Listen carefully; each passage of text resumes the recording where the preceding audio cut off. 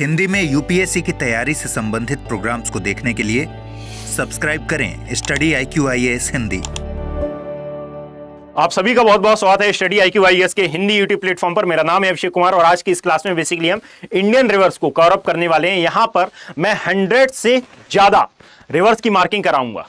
यहां पर थंबनेल में आपने देखा हुआ है कि ये 100 रिवर्स हैं, परंतु याद रखें ये 100 से ज्यादा ही होंगी यदि आप इनको अच्छे से गौर से पढ़ना स्टार्ट करते हैं। ये पूरा वीडियो, ये पूरी सीरीज यूपीएससी CSE को डेडिकेटेड है, परंतु ऐसा बिल्कुल नहीं है कि स्टेट PCS वाले इसे वॉच नहीं कर सकते। स्टेट PCS में इससे क्वेश्चन आने की संभावना नहीं है।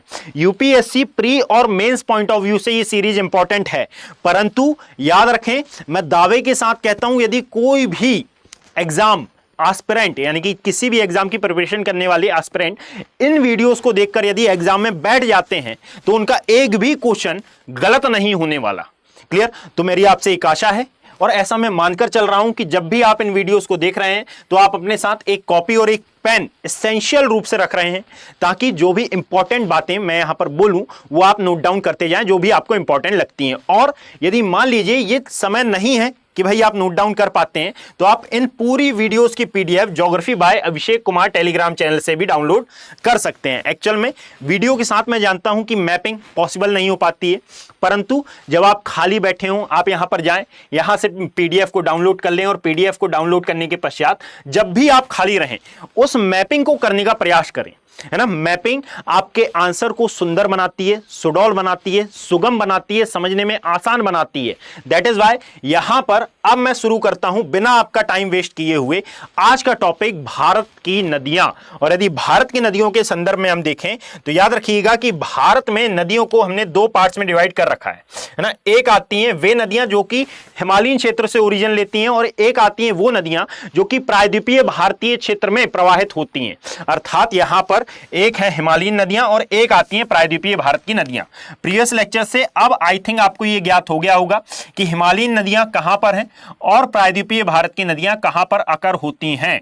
और यदि मैं यहां पर एक मैप के थ्रू इनको प्लॉट करना चाहूं तो आप मेरी सहायता भी करेंगे और साथ में अपने मन में इसको दोहराएंगे भी कि एक्चुअल में हमने ये देखा हुआ है कि भाई वृहद हिमालय का विस्तार आपको जम्मू कश्मीर से लेकर, जस्ट अ सेकेंड, वृहद हिमालय का विस्तार आपको जम्मू कश्मीर वाले एरिया से लेकर कहां तक देखने के लिए मिलता है?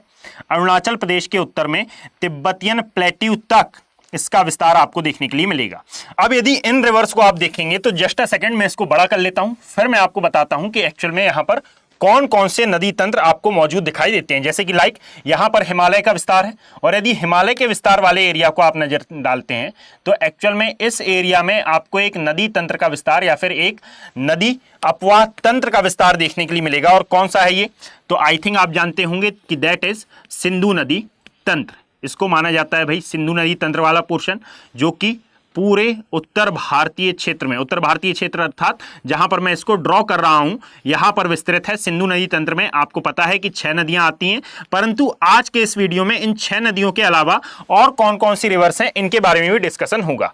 इसके अलावा जब आप इस पूरी भाग को देखते हैं तो यहां पर आपको एक रिवर ड्रेनेज सिस्टम देखने के लिए मिलेगा और इसे कॉल किया जाता है बच्चे ब्रह्मपुत्र नदी तंत्र वाला क्षेत्र। ये है हमारा ब्रह्मपुत्र नदी तंत्र वाला एरिया। और जब आप इससे आगे आते हैं तो ये जो मध्य वाला एरिया बेसिकली आपको नजर आ रहा है ये माना जाता है गंगा नदी तंत्र वाला एरिया। क्लियर? अब इन तीनों ही नदी तंत्रों को सम्मिलित रूप से कहा जाता है हिमालयन नदियों का क्षेत्र। अर्थात ये 3 प्रमुख नदियां हैं जो कि हिमालयन क्षेत्र से निकलती हैं और ये बहुत बड़ा पोर्शन कवर करती हैं पूरे उत्तर भारत के मैदान का। और इसके अलावा जो आपको नीचे वाला पोर्शन नजर आ रहा है अर्थात दैट इज यह वाला क्षेत्र, इसे बच्चे कॉल किया जाता है पेनिनसुलर इंडिया अर्थात दैट इज प्रायद्वीपीय भारत। अब ये याद रखें कि एक रफली मैप है, इसका अभी प्रयोग नहीं है, ये केवल और केवल आपको समझाने के लिए मैं बना रहा हूं। परंतु याद रखिएगा कि यहां पर इस प्रायद्वीपीय भारत में आपको एक भारतीय महाजल विभाजक देखने के लिए मिलेगा। और क्या होता है ये जल विभाजक? जस्ट अ सेकंड मैं इसको ड्रॉ कर लेता हूं और फिर मैं आपको बताना चालू करता हूं कि भारतीय महानदी तंत्र की यदि हम बात करें तो उससे पहले याद रखिएगा अब यहां पेनिनसुलर इंडिया में इसकी नेमिंग मैं करूंगा है ना। इस पेनिनसुलर इंडिया में आपको दो प्रकार की रिवर्स देखने के लिए मिलेंगी। एक वो नदियां जो कि प्रायद्वीपीय भारत के नेचुरल ढाल, प्राकृतिक ढाल के सहारे अपना जल विसर्जित करती हैं, कहां पर, बंगाल की खाड़ी सागर अर्थात that is Bay of Bengal में, है ना, ये हमारा बंगाल की खाड़ी सागर। और एक वो नदियां हैं जो कि अपना जल विसर्जित करती हैं बच्चे अरब सागर में, अर्थात दैट इज ये है अरब सागर वाला पोर्शन, ये है हमारा अरब सागर, है ना। और याद रखिएगा कि ये जो अरब सागर में अपना जल विसर्जित करती हैं नदियां, ये सदैव एस्चुरी का निर्माण करती हैं, एस्चुरी। और साथ में जो बंगाल की खाड़ी सागर में अपना जल विसर्जित करती हैं, ये सदैव डेल्टा का निर्माण करती हैं। क्लियर। अब इनके बारे में हम एक एक करके पढ़ेंगे। याद रखिएगा कि ये डिटेलिंग नहीं है, यहां पर मैं एक एक रिवर के बारे में कुछ इंपॉर्टेंट डेटा अवश्य बताऊंगा, और साथ में जो सिटीज इंपॉर्टेंट है उनके बारे में भी मैं आपके साथ कुछ डेटा शेयर करूंगा। उन सभी डेटा को आप नोट डाउन कर लीजिएगा, और यदि नोट डाउन करने का टाइम नहीं है तो मैंने बताया कि आप इसको geography bye Abhishek Kumar Telegram channel से भी डाउनलोड कर सकते हैं, और डाउनलोड करें तो ज्यादा बेटर होगा।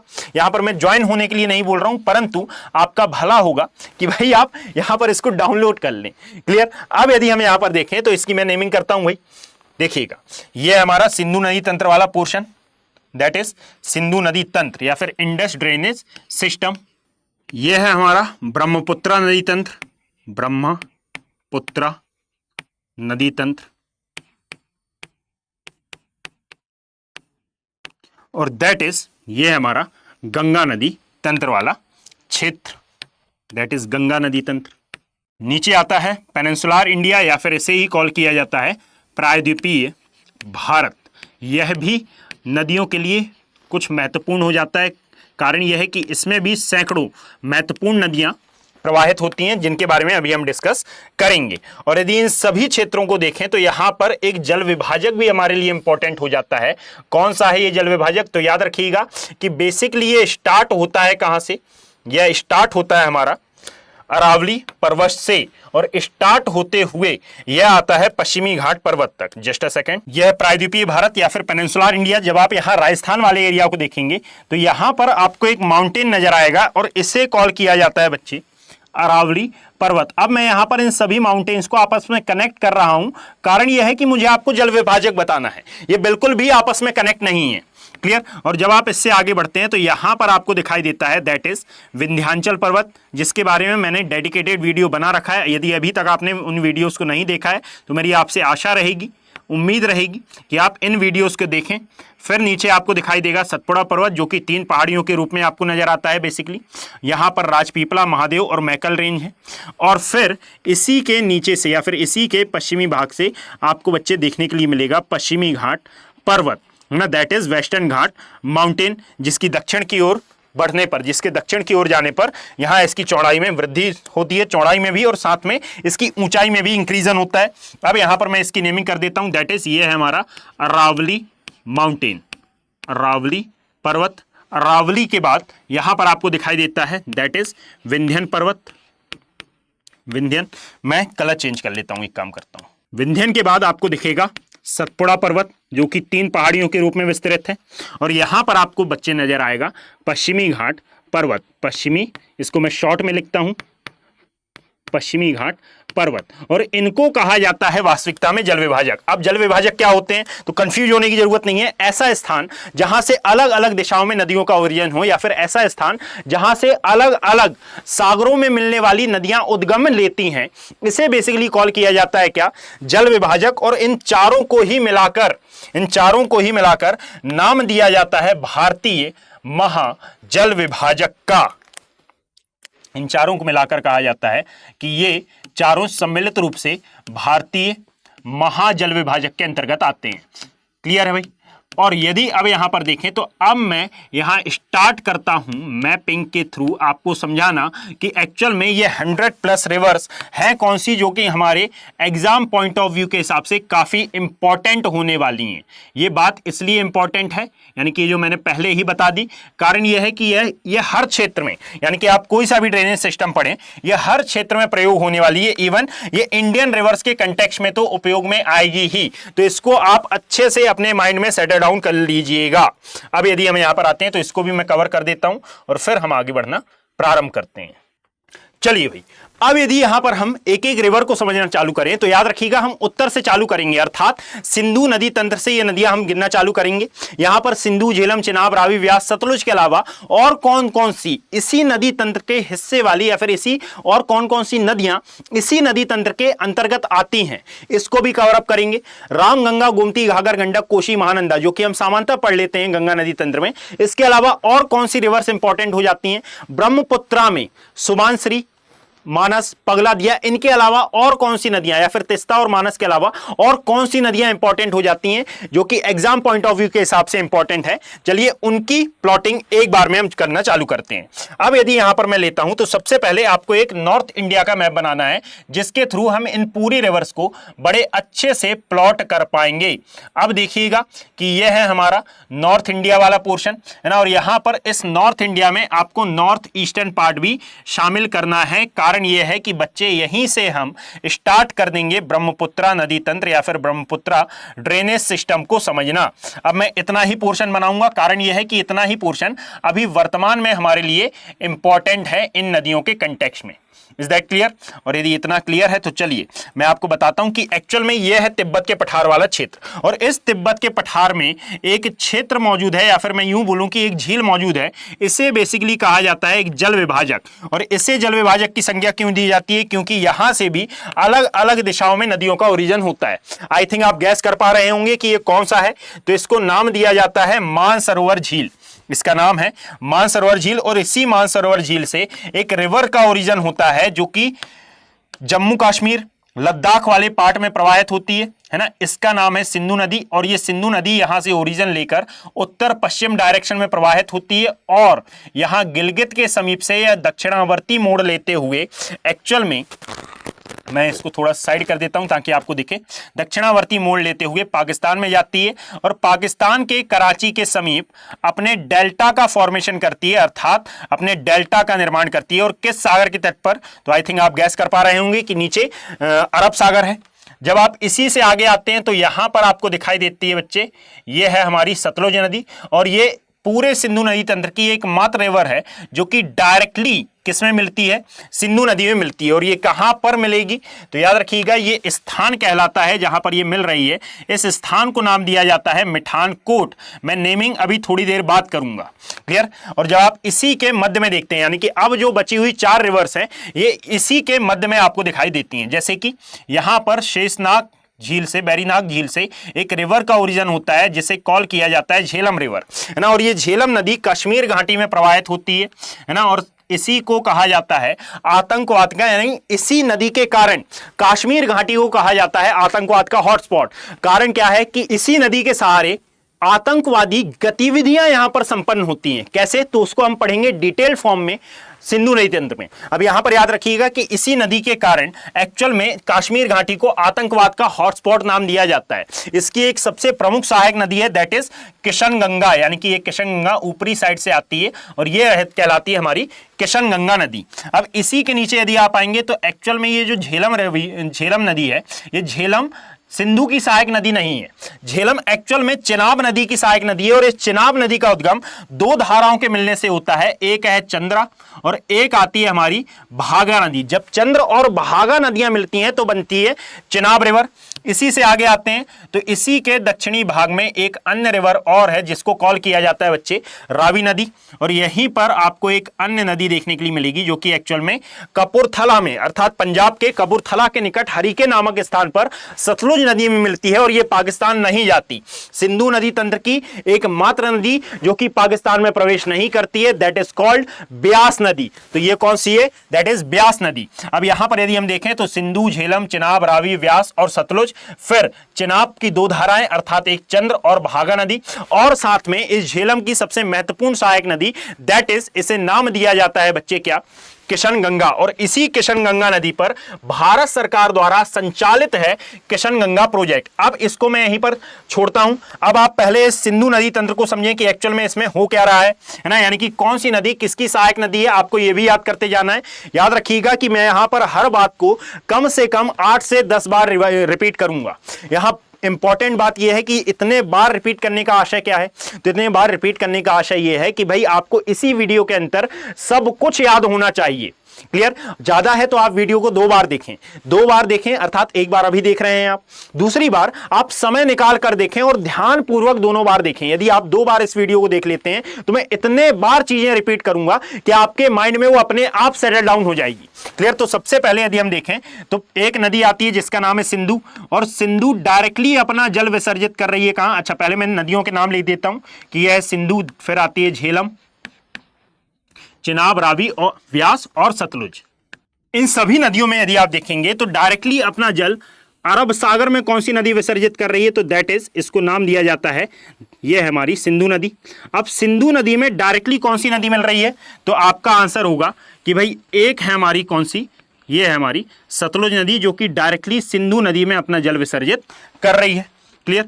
इसके पश्चात इस सतलुज नदी की सहायक नदियां कौन सी हैं? तो एक आपको देखने के लिए मिलेगी, दैट इज व्यास रिवर, है ना, ये हमारी व्यास नदी। और व्यास के अलावा अब आपको देखने के लिए मिलती है, एक है चिनाब नदी। और फिर बाकी की जो 2 शेष नदियां बची हुई हैं, ये डायरेक्टली अपना जल सिंधु नदी में प्रवाहित नहीं करती, अपितु ये चिनाब की सहायक नदी कहलाती हैं, ट्रिब्यूटरी ऑफ चिनाब रिवर ये कहलाती हैं। क्लियर? तो ये आप इस मैप के थ्रू अच्छे से जान पाएंगे। और ये अपना जल कहां पर विसर्जित कर रही है? तो यहां पर मैं नोट डाउन भी कर देता हूं कि ये अरब सागर में, एक्चुअल में अरेबियन सी में अपना जल विसर्जित कर रही है। और किसके पास? कराची के समीप। कराची को मार्क करना कोई आवश्यक नहीं है, बस डायरेक्टली आप इसको याद रख लें कि भाई कराची के पास ये अपना जल विसर्जित करती है, अरब सागर वाले पोर्शन में। अब आगे आते हैं। जब आप आगे देखेंगे तो यहां पर मैंने कुछ और रिवर बताई, जैसे कि झेलम की एक मेन ट्रिब्यूटरी है ना, झेलम की एक सबसे महत्वपूर्ण सहायक नदी है जिसका नाम है किशन गंगा नदी। और ये किशन गंगा नदी बेसिकली क्यों जानी जाती है? तो यहां पर भारत सरकार द्वारा एक योजना या फिर एक प्रोजेक्ट चलाया जा रहा है जिसे कॉल किया जाता है बच्चे किशन गंगा प्रोजेक्ट। इसके लिए ये काफी इंपॉर्टेंट रिवर हो जाती है। इसके पश्चात ये चिनाब नदी 2 धाराओं से मिलकर बनती है और इन दोनों का ही उद्गम लाहौर स्फीति क्षेत्र से होता है। और ये 2 धाराएं कौन सी हैं? तो एक आता है चंद्रा, एक आता है चंद्रा, वह दूसरी धारा निकल के आती है भागा। इन 2 धाराओं के मिलने से, यहां पर मैंने यहां मैप में भी बनाया है कि इन 2 धाराओं के मिलने से एक्चुअल में फॉर्मेशन होता है किसका? इस चिनाब नदी का। अब इसके बाद एसेंशियल आपके लिए डेटा ये है कि भाई इसके अलावा भी इस सिंधु की कई और सहायक नदियां हैं, उनको मैं एक एक करके नीचे नोट डाउन कर रहा हूं। अब देखिएगा ये है कौन सी, इनमें से कुछ रिवर्स आपको मिलेंगी, कुछ रिवर्स नहीं मिलेंगी। जो नहीं मिल रही हैं उसमें आपको बिल्कुल भी कंफ्यूज होने की आवश्यकता नहीं है। तो इसको मैं नोट डाउन कर लिखता हूं यहां पर बात कि भाई अब ये रिवर्स कौन सी हैं।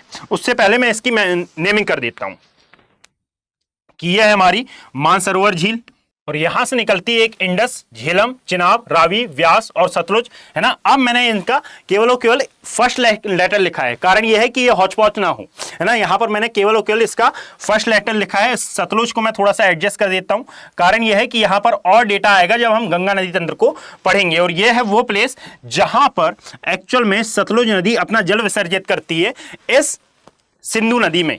Is that clear? अब यहां पर यदि हम देखें तो इसके अलावा आप कौन कौन सी सहायक नदियां हैं, कौन कौन सी सहायक नदियां आपको देखने के लिए मिलेंगी। तो सबसे पहले तो याद रखिएगा यहां एक रिवर मिलती है जिसका नाम है श्योक, जिसका नाम है श्योक। श्योक के अलावा यहां पर आपको मौजूद देखने के लिए मिलती है that is Gilgit, Shyok, Gilgit.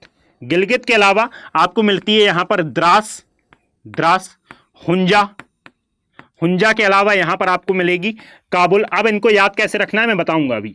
Hunza, Dras, Kabul. Is that clear? और एक और आती है जिसका नाम है बच्चे जास्कर, ये है हमारी जास्कर नदी। अब इन सभी में एसेंशियल डेटा ये है कि यदि आप इन सभी नदियों को देखेंगे तो एक्चुअल में ये सिंधु के उत्तर साइड से आ रही हैं, अर्थात यहां पर ये लेफ्ट बैंक की सहायक नदियां हैं। लेफ्ट और राइट कैसे? तो जिस दिशा में नदी का प्रवाह हो रहा है आप उस दिशा में मुंह करके खड़े हो जाएं। जब आप उस डायरेक्शन की ओर मुंह करके खड़े होंगे तो जो आपका राइट है वो नदी का राइट कहलाएगा और जो आपका लेफ्ट है वो रिवर का लेफ्ट कहलाएगा। क्लियर? तो यदि आप देखेंगे तो एक्चुअल में इंडस का रिवर, इंडस का लेफ्ट हैंड साइड नीचे, सॉरी इंडस का लेफ्ट हैंड साइड नीचे की ओर और राइट हैंड साइड आपको कहां दिख रहा है? ऊपर की ओर। तो दैट इज वाई कि इसे क्या कॉल किया जाता है कि ये राइट हैंड साइड की सहायक नदियां हैं। परंतु इसको लिखना कैसे है? तो याद रखिएगा इसको लिखेंगे आप कि ये राइट बैंक की ट्रिब्यूटरीज हैं या फिर राइट बैंक की ये सहायक नदियां हैं बच्चे। Is that clear? और यदि इतना क्लियर है तो चलिए आगे बढ़ते हैं, यानी कि अब इसको एक बार हम रिवाइज करते हैं और रिवाइज करने के बाद हम आगे बढ़ेंगे। अभी इसका रिवीजन इतना ही नहीं है, हम इसका रिवीजन कम से कम 10 से 12 बार करेंगे पूरे वीडियो में। यानी कि अभी हम गंगा को खत्म करेंगे, ब्रह्मपुत्रा को खत्म करेंगे, वापस से हम यहीं पर जंप करेंगे और यहीं से फिर से हम रिवाइज करना स्टार्ट करेंगे। Is that clear?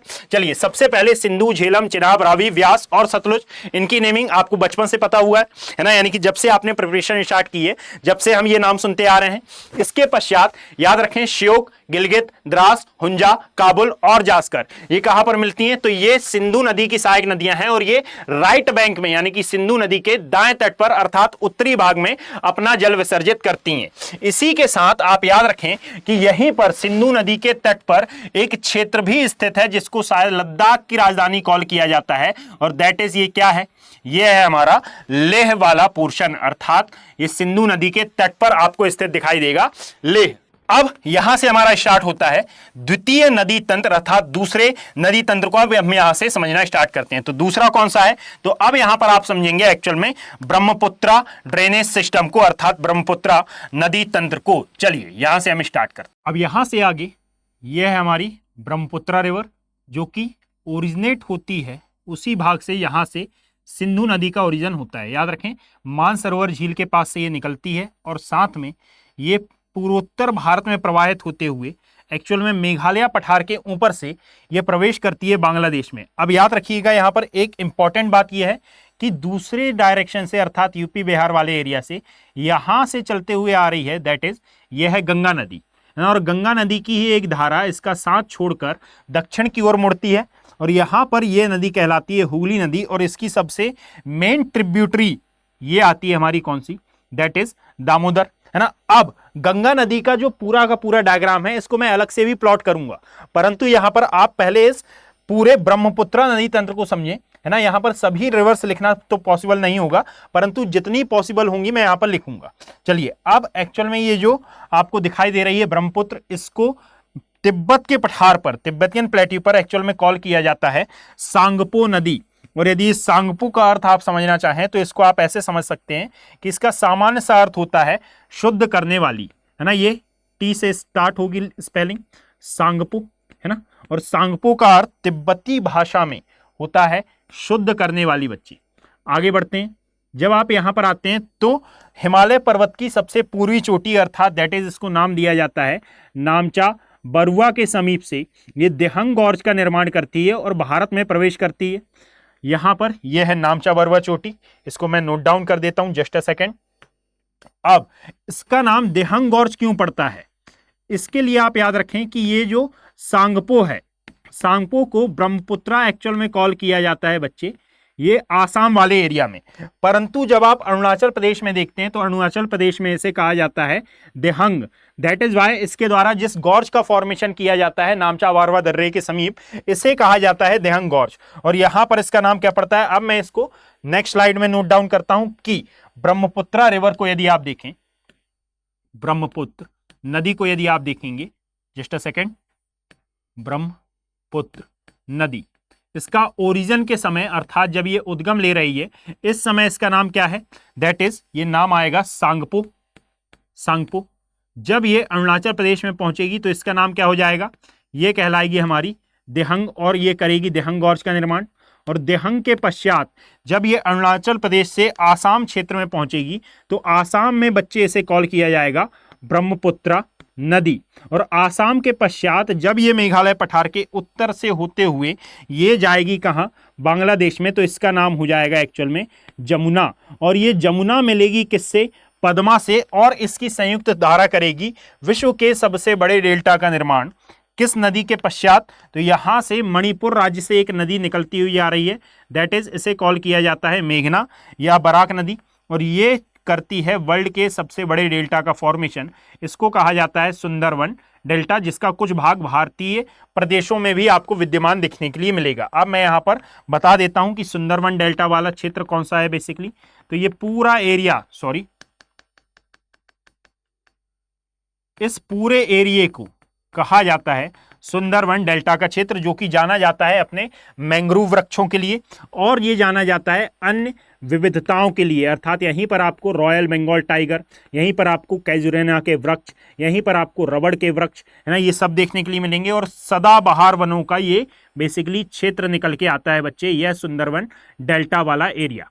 चलिए आगे बढ़ते हैं। तो एक्चुअल में इस ब्रह्मपुत्र नदी तंत्र में कौन कौन सी रिवर्स हैं जो कि इंपॉर्टेंट हो जाती हैं, तो इसमें सबसे इंपॉर्टेंट तो मानी जाती है एक रिवर जिसका ओरिजिन बेसिकली आप पाएंगे कि ये सिक्किम में ग्लेशियर है जिसका नाम है जेमू ग्लेशियर। यहां से एक नदी निकलती है जिसे कहा जाता है तीस्ता नदी, है ना। ये तीस्ता नदी का वर्णन, प्लासी के युद्ध का वर्णन जिन व्यक्ति ने किया था उन्होंने अपनी बुक में भी इस तीस्ता नदी के बारे में लिखा है। जब हम डिटेल फॉर्म में पढ़ेंगे तो वहां पर मैं आपको एक एक बात बताऊंगा, यानी कि इन सभी रिवर सिस्टम का एक डिटेल्ड वीडियो भी मैं लाऊंगा जो कि सेपरेटेड रहेगा। यानी कि एक वीडियो में हम सिंधु नदी तंत्र के बारे में डिस्कस कर रहे होंगे, एक वीडियो में हम ब्रह्मपुत्रा के बारे में डिस्कस कर रहे होंगे, एक वीडियो में हम गंगा ड्रेनेज सिस्टम के बारे में डिस्कस कर रहे होंगे। यहां पर वे सभी बातें मैं कवर अप करूंगा सेपरेट वीडियो में। परंतु ये वाला वीडियो बनाने का इंपॉर्टेंस ये है कि आप भारत को नदियों का देश और मेनली एमपी को नदियों का मायका क्यों कहा जाता है, ये सभी तथ्य आप समझें कि भारत में एक्चुअल में कितनी रिवर्स हैं जो कि प्रवाहित होती हैं।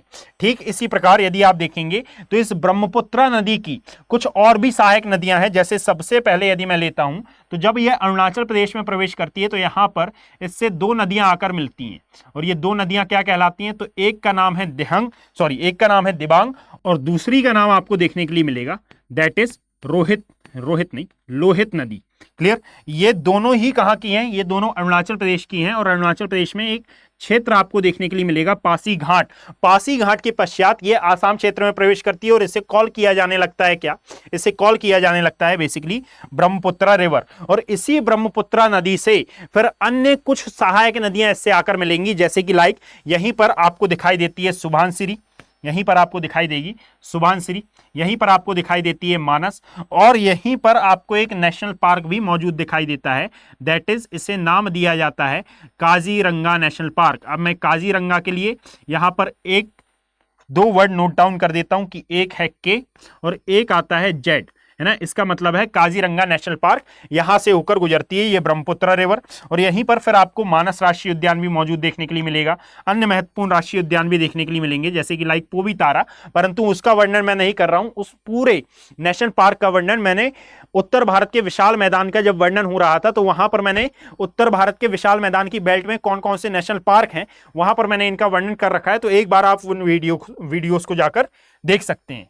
इसी प्रकार यदि हम देखें तो अन्य और भी सहायक नदियां जैसे आपको दिखाई देंगी धनश्री, पगलादिया, इनके एक काम करता हूं नेमिंग मैं इस स्लाइड में कर देता हूं ताकि आपको बेटर तरीके से अंडरस्टैंडिंग हो सके। तो इसमें अब ऑर्डर याद नहीं करना है, यानी कि ऑर्डर इंपॉर्टेंट नहीं है, परंतु हाँ इन नदियों के नेम बहुत ज्यादा इंपॉर्टेंट है। कारण यह है कि यूपीएससी डायरेक्ट इनडायरेक्ट तौर पर इनसे क्वेश्चन करता है। तो चलिए ये कौन कौन सी है, सबसे पहले आती है यहां पर Subansiri, that is Subansiri river.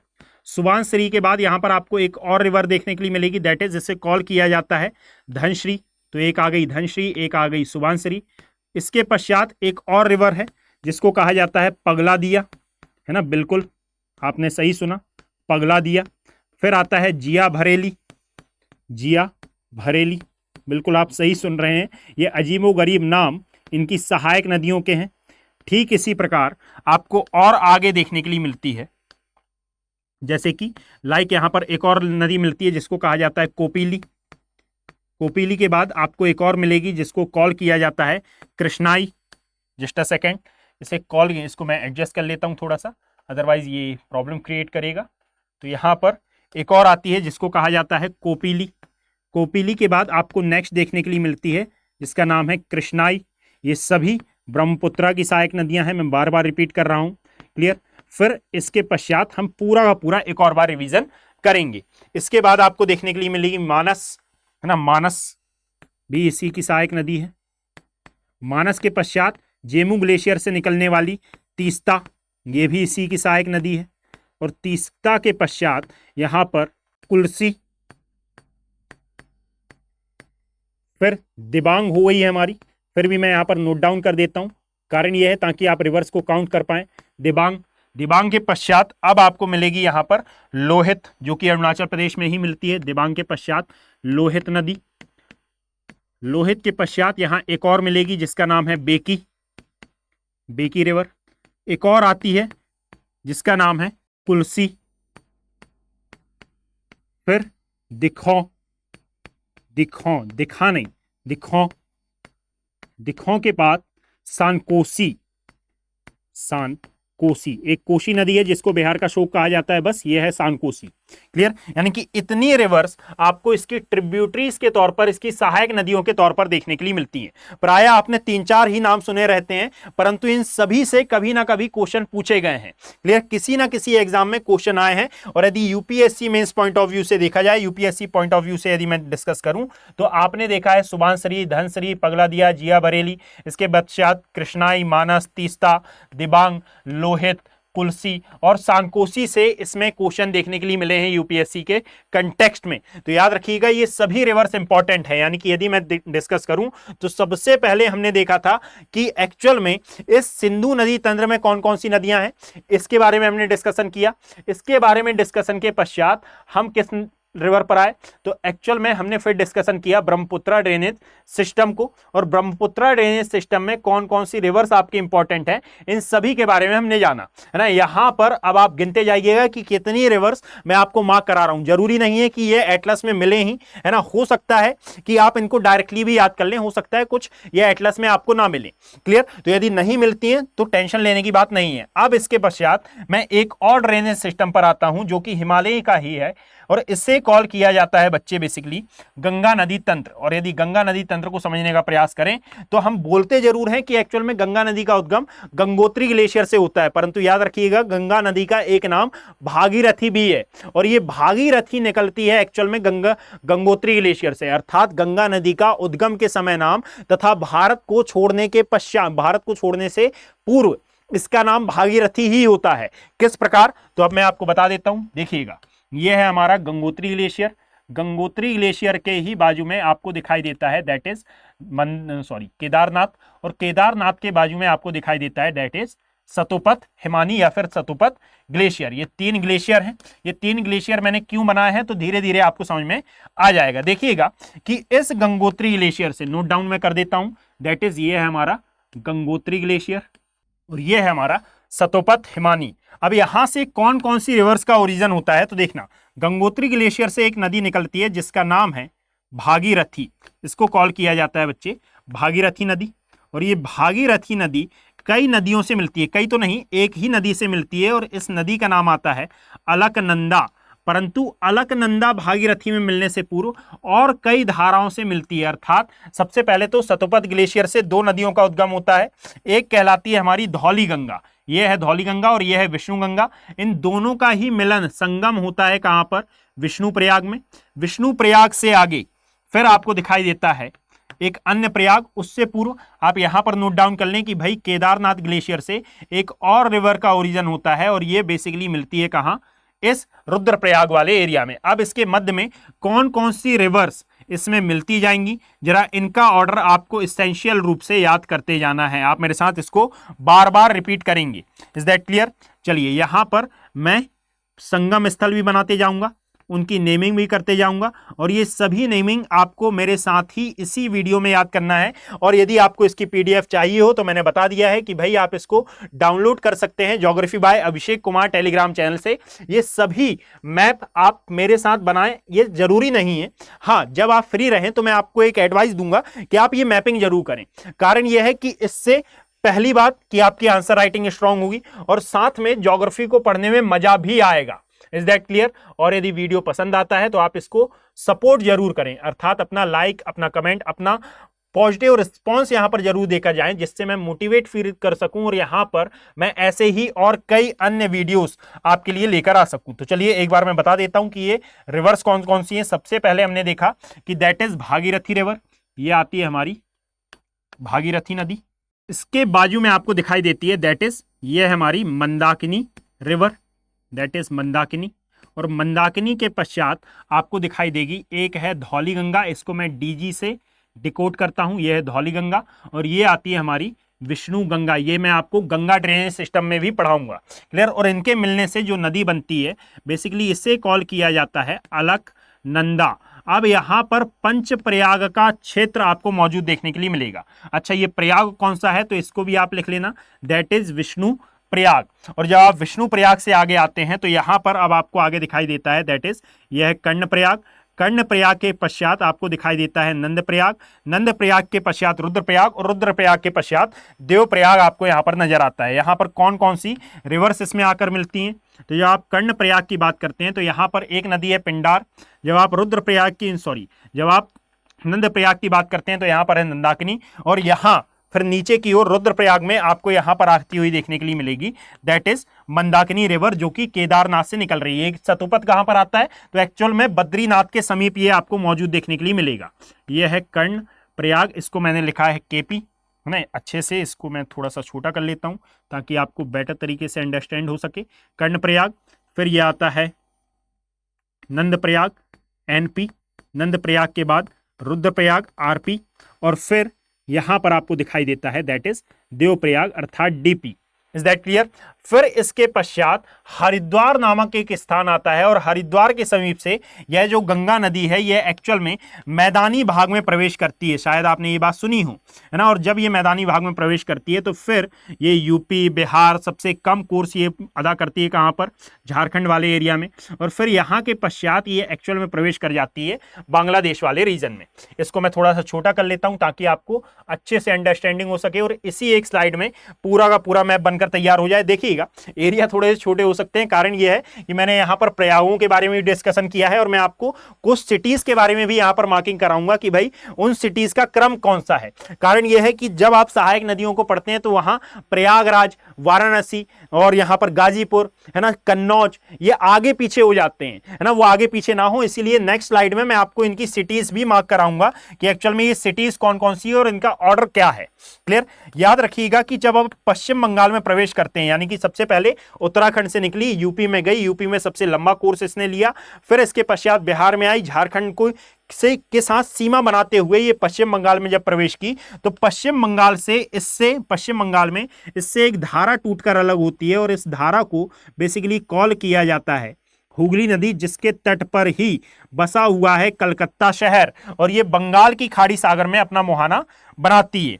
और यहां से इसकी एक मेन ट्रिब्यूटरी आती है और इस नदी को कहा जाता है बच्चे, ये है हमारी यमुना। और याद रखिएगा कि जब इस यमुना की बात की जाती है तो ये इंपॉर्टेंट इसलिए हो जाती है क्योंकि गंगा की सहायक नदियों में यह एकमात्र हिमालयन सहायक नदी है जो कि एक्चुअल में गंगा के दाएं तट पर अपना जल विसर्जित करती है। बाकी सभी जितनी भी हिमालयन सहायक नदियां हैं ये गंगा के उत्तरी तट पर, है ना, उत्तरी तट अर्थात बाएं तट पर ये अपना जल विसर्जित करती हैं, परंतु यमुना एकमात्र हिमालयन सहायक नदी है जो कि दाएं तट पर दक्षिण की ओर से आकर मिलती है। Is that clear. और मैंने आपको बताया था उत्तर भारत के विशाल मैदान वाले एरिया में कि एक टाइम था जब यही यमुना सहायक नदी हुआ करती थी किसकी, सरस्वती की, और यही सरस्वती और यमुना नदी के यही यमुना नदी के मार्ग बदलने के कारण सरस्वती नदी विलुप्त हुई और जहां जहां से ये गुजरी, इसने पूरी की पूरी दिल्ली को पार किया है, जहां जहां से ये गुजरी वहां पर आपको मिलती हैं पॉट होल ड्रिलिंग चट्टानें।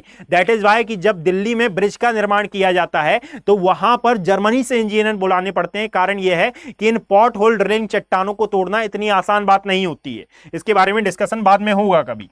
क्लियर। जब आप इसी से आगे बढ़ते हैं तो याद रखें यहां पर इस यमुना की कुछ ट्रिब्यूटरीज आपको नजर आएंगी। अब इनका ऑर्डर क्या है तो देखिए, इंदौर के जानापाव क्षेत्र से एक नदी का ओरिजिन होता है जिसे कहा जाता है चंबल। चंबल के बाद एक निकलती है सिंध। अब इस सिंध के बारे में याद रखिएगा बच्चे कि एक काली सिंध अलग है, छोटा काली सिंध अलग है और एक सिंध नदी अलग है। इन तीनों में कंफ्यूज होने की आवश्यकता नहीं है। एक्चुअल में जब मैं मालवा पठार पढ़ा रहा था तो वहां पर एक बच्चे ने कमेंट किया था कि काली सिंध और सिंध क्या एक ही है? नहीं, ये दोनों अलग अलग हैं। और काली सिंध के अलावा एक और नदी है जिसे छोटा सिंध के नाम से जाना जाता है, छोटा काली सिंध के नाम से जाना जाता है। अभी आगे उसके बारे में भी डिस्कशन आएगा। क्लियर। तो एक है चंबल, चंबल के बाद है सिंध, चंबल सिंध बेतवा, और फिर आती है केन, और ये केन का ओरिजिन होता है कटनी के समीप से अहीर गांव क्षेत्र से। और ये कहां कहां पर अपना जल विसर्जित करती हैं, तो थोड़ी देर आप रुके, मैं इसके बारे में बताता हूं। सबसे पहले ये यूपी में अपना बेहतरीन सबसे बड़ा कोर्स अदा करती है। इसके पश्चात ये है इसकी एक सहायक नदी, सॉरी इसकी एक धारा जिसे कॉल किया जाता है बच्चे हुगली नदी, और हुगली की एक सहायक नदी है जिसे बेसिकली कॉल किया जाता है दामोदर, या फिर मैं यूं बोलूं कि हुगली की सबसे मेन सहायक नदी को नाम दिया जाता है दैट इज दामोदर रिवर। और ये दामोदर नदी छोटा नागपुर पठार के मध्य से प्रवाहित होती है, आई थिंक आपको याद हो, ये है हमारी दामोदर रिवर। अब मैं इनकी नेमिंग कर देता हूं एक बार। इसी में दूसरी साइड से एक नदी आती रहती है जिसका नाम क्या है, इसका नाम बेसिकली आप पाएंगे कि यह है ब्रह्मपुत्रा नदी की एक धारा जिसको बांग्लादेश में कॉल किया जा रहा है जमुना। और ये जमुना मिलती है किससे, पद्मा से। और ये पद्मा क्या है, तो एक्चुअल में ये हमारी गंगा ही है ना, जिसको पश्चिम बंगाल में पद्मा का नाम दिया जा रहा है। तो ये है पद्मा, और पद्मा मिलती है एक्चुअल में जमुना से, और ये करती हैं विश्व के सबसे बड़े डेल्टा का फॉर्मेशन, जिसको मैंने अभी बताया था ब्रह्मपुत्रा नदी वाले चैप्टर में। अर्थात जब आप इससे आगे बढ़ेंगे तो फिर यहां पर ये जाएगी और वर्ल्ड के सबसे बड़े डेल्टा का फॉर्मेशन करेगी। इंपॉर्टेंट बात ये हो जाती है कि भाई क्यों बांग्लादेश बोलता है कि इस सुंदरवन डेल्टा का निर्माण मेघना नदी करती है। कारण यह है कि जब पद्मा और जमुना की धारा मिलती है तो इनका नाम होता है पद्मा, परंतु मणिपुर राज्य से एक नदी निकलती है जिसे कॉल किया जाता है मेघना, और जब ये मेघना मिल जाती है तो इनकी संयुक्त धारा क्या कहलाती है, इनकी संयुक्त धारा एक्चुअल में कहलाती है मेघना नदी। दैट इज वाई कि हम बोलते हैं कि सुंदरवन डेल्टा का निर्माण गंगा और ब्रह्मपुत्र की धारा ने किया है, परंतु याद रखें बांग्लादेश वाले ये बोलते हैं, बांग्लादेश ये कहता है कि इसका निर्माण वास्तविकता में मेघना या बराक नदी द्वारा किया गया है। तो दोनों की ही बात गलत नहीं है, दोनों अपनी अपनी जगह पर सही है। यहां पर मुझे किसी को क्रिटिसाइज करना मेरा उद्देश्य नहीं है, तो दोनों की बातें अपने अपने स्तर पर सही हैं, परंतु हम चूंकि इंडियन है इसलिए हम बोलेंगे कि भाई सुंदरवन डेल्टा का निर्माण जमुना और पद्मा मिलकर करती हैं, अर्थात गंगा और ब्रह्मपुत्र मिलकर करती हैं, जिनका नाम बांग्लादेश में क्या हो जाता है, पद्मा हो जाता है और जमुना हो जाता है। चलिए इससे आगे आते हैं, और इससे आगे आने पर अब आपको इस गंगा की दो प्रकार की सहायक नदियां मिलेंगी। मैंने किसी भी रिवर के बारे में बताया था, तो यहां पर एक होगी उत्तर की सहायक नदियां, यानी कि उसको लेफ्ट बैंक की ट्रिब्यूटरीज आप नाम देंगे, और एक होंगी दक्षिण की सहायक नदियां, इसको आप राइट बैंक की ट्रिब्यूटरीज के नाम से जानेंगी, है ना। अब यदि हम राइट बैंक की ट्रिब्यूटरीज की बात करते हैं तो याद रखिएगा इसमें नाम कौन कौन से आपको इंपॉर्टेंट है। तो देखिए सबसे पहले आपको देखने के लिए मिल रही है दैट इज चंबल नदी, ये हमारी चंबल के बाद आपको मिल रही है सिंध, दैट इज सिंध नदी, है ना। इसका उद्गम विंध्याचल पहाड़ी से होता है। इसके पश्चात मिलेगी बेतवा, चंबल सिंध बेतवा के पश्चात आपको देखने के लिए मिलती है बच्चे केन नदी। क्लियर। और यहां पर दो और नदियां हैं, ये सभी किसके सहारे अपना जल विसर्जित कर रही हैं, तो बेसिकली यमुनोत्री ग्लेशियर से, यहां पर मैं बना दे रहा हूं, परंतु याद रखिएगा ये ग्लेशियर यहां पर नहीं है, केवल और केवल समझने के लिए ये पर्याप्त रहेगा। दैट इज वाई मैंने यहां पर एक ग्लेशियर का फॉर्मेशन कर दिया, और ये यमुनोत्री ग्लेशियर है एक्चुअल में, यमुनोत्री ग्लेशियर। क्लियर। तो यहां से ये निकलती है यमुना नदी, और फिर ये गंगा के दाएं तट पर अपना जल विसर्जित करती है। और इसी की चार सहायक नदियां हैं, चंबल सिंध बेतवा केन। इनकी भी सहायक नदियों के बारे में डिस्कशन होगा थोड़ी देर बाद, है ना। अब यहां याद रखें कि इसके अलावा दो मेन रिवर और हैं जो कि डायरेक्टली अपना जल कहां विसर्जित करती हैं, गंगा में, और ये आती है हमारी, एक आती है टोंस नदी जो कि इलाहाबाद में गंगा से मिलती है, और एक आती है सोन नदी जो कि बेसिकली प्रयागराज में गंगा से मिलती है। अर्थात यह एरिया हमारा क्या हो गया, दैट इज, इसको आपने नाम दिया पटना, बिहार की राजधानी पटना, और यह है हमारा प्रयागराज जिसको संगम का संगम कहा जाता है, या फिर संगम का प्रयाग कहा जाता है। तो ये आता है हमारा प्रयागराज वाला एरिया, ये आपको देखने के लिए मिलेगा। जस्ट अ सेकेंड, ये है हमारा प्रयागराज वाला क्षेत्र, ये है हमारा पटना वाला एरिया, पीटी मैंने इसको लिखा है ना। और इसके आसपास और भी कई एरिया हैं जहां पर और नदियां आएंगी। क्लियर। दूसरे प्रकार की इसमें सहायक नदियां आती हैं, एक तो उत्तरी सहायक नदियों में सबसे इंपॉर्टेंट दैट इज, इसका नाम आता है, ये हमारी रामगंगा। रामगंगा के बाद एक आपको देखने के लिए मिलेगी, इसे कॉल किया जाता है बेसिकली, रामगंगा के बाद गोमती, गोमती के पश्चात एक और आती है जिसे कॉल किया जाता है घाघर।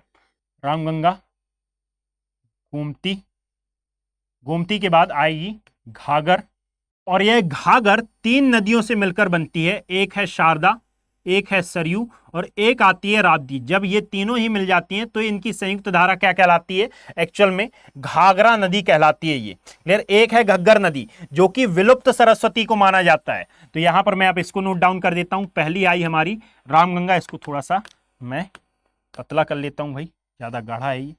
दैट इज ये है रामगंगा। रामगंगा के पश्चात इसका उद्गम कहां से हो रहा है, तो पौली गढ़वाल क्षेत्र से इसका उद्गम हो रहा है और कन्नौज के समीप ये एक्चुअल में अपना जल विसर्जित कर रही है, किसमें, इस गंगा नदी में। दैट इज ये है हमारा कन्नौज वाला एरिया। अभी मैं एरिया की प्लॉटिंग यहां पर कराने वाला हूं, उसको आप याद कर लीजिएगा। कारण यह है कि एरिया वाइज भी क्वेश्चन पूछता है यूपीएससी की कौन सा जिला, कौन सा क्षेत्र आगे पीछे ऊपर नीचे है। फिर इसके बाद रामगंगा के बाद गोमती, जिसके तट पर आपको जौनपुर और लखनऊ दिखाई देते हैं। फिर दिखाई देती है यह है घाघरा, जिसका निर्माण या फिर जो कि 3 धाराओं के मिलने से बनती है।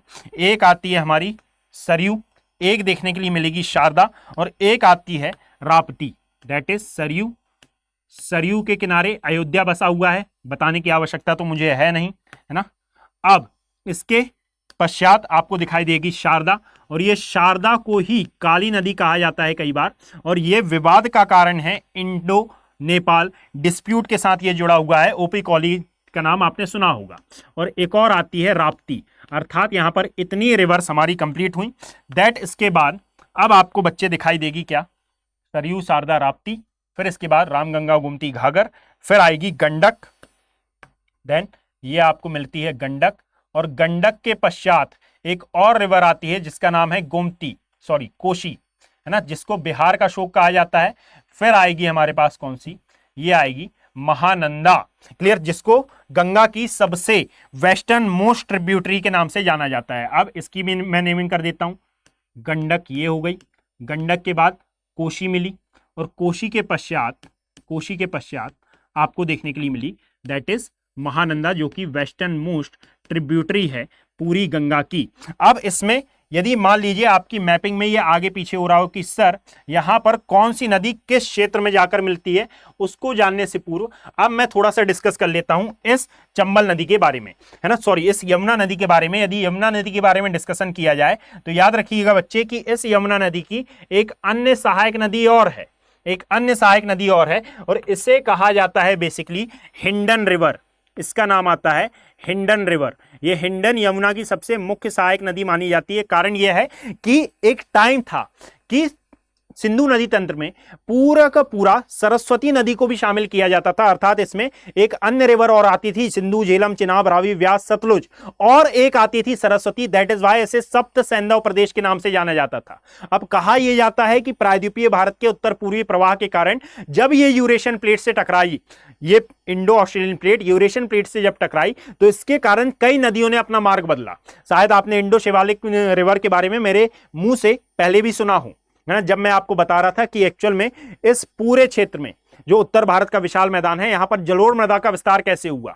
जब मैं ये वाला डिस्कशन कर रहा था तो मैंने बताया था कि जब ये उत्तर पूर्व की दिशा की ओर प्रवाहित हुआ तो इसके कारण कई नदियों ने अपना मार्ग बदला। उनमें से एक थी यमुना नदी, और यमुना नदी के मार्ग बदलने के परिणाम स्वरूप सरस्वती नदी में जल की मात्रा कम हुई, जिसके कारण सरस्वती नदी गायब हो गई। और याद रखें कि इसी की एक नदी है हिंडन नदी। यदि ये हिंडन नदी गायब होती है तो जिस प्रकार आज आपको सरस्वती नदी विद्यमान नहीं देखने के लिए मिल रही है, उसी प्रकार आज से कुछ समय बाद आप ऐसा बोलेंगे कि भाई एक नदी हुआ करती थी जिसको हम नाम देते थे यमुना नदी का। Is that clear? और यदि इतना क्लियर है तो देखिए, ये जो चंबल नदी है, इस चंबल नदी की वैसे तो बहुत सारी सहायक नदियां हैं। अच्छा, चंबल नदी के बारे में मैं नेक्स्ट स्लाइड में लिखूंगा।